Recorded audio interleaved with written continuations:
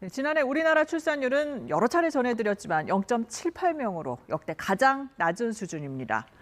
국회에서도 아빠들의 육아휴직 기간을 늘리는 걸 비롯해 이른바 저출생 법안을 쏟아내고 있는데 일부 섣부른 대책이 논란만 키우고 있다는 지적이 나옵니다. 강병수 기자입니다. 국회에 제출된 이른바 저출생 대책 법안들입니다. 대부분 일과 육아를 병립할 수 있도록 지원을 늘리자는 내용들인데 21대 국회 들어서만 법안이 140건 가까이 쌓였습니다. 주목되는 건 아빠의 육아 참여를 확대하는 안입니다. 최장 90일까지 쓸 수 있는 엄마와 달리 열흘 수준인 아빠의 유급 출산 휴가 기간을 14일에서 30일까지 늘리고 휴가를 쓸 때도 청구가 아닌 통지 방식으로 바꿔 회사 눈치를 보지 않게 하자는 겁니다. 늘어난 출산 휴가만큼 지급될 급여를 정부가 추가 보조해 기업 부담을 줄여주자는 법안도 나왔습니다. 하지만 일부 섣부른 대책의 경우 논란만 키운다는 지적도 나옵니다. 한 야당 의원은 육아 문제 해결을 위해 외국인 가사 도우미에게 최저임금을 적용하지 말자는 법안을 내놓아 논란이 일었습니다.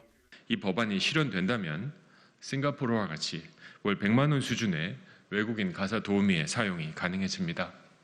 현대판 노예제도입니까? 인종차별 합법화 법안을 제정하겠다는 조정은 의원은 국회의원으로서 자격이 없습니다. 국민의힘에서도 20대에 자녀 셋을 낳은 아빠는 병역을 면제해주자는 방안 등을 검토한 것으로 전해졌는데 초혼 연령이 이미 30대로 넘어간 상황에서 비현실 대책이란 비판이 쏟아지기도 했습니다. 모든 걸 다 검토하고 생각해 볼 수 있지만 어디하고도 협의해보거나 그런 적이 없어. 논란이 커지자 국민의힘은 20대 아이 셋 대책을 공식 제안하거나 추진 계획도 없다는 공식 입장을 내기도 했습니다. KBS 뉴스 강병수입니다. 네, 그럼 당사자인 젊은이들은 이런 움직임 어떻게 보고 있을까요? 저출생을 넘어 초저출생의 시대로 갈 게 뻔하다는 반응이 나왔습니다. 오늘 한 청년 노동자가 정부의 노동시간 개편안과 관련해 고용노동부 장관에게 전한 말입니다.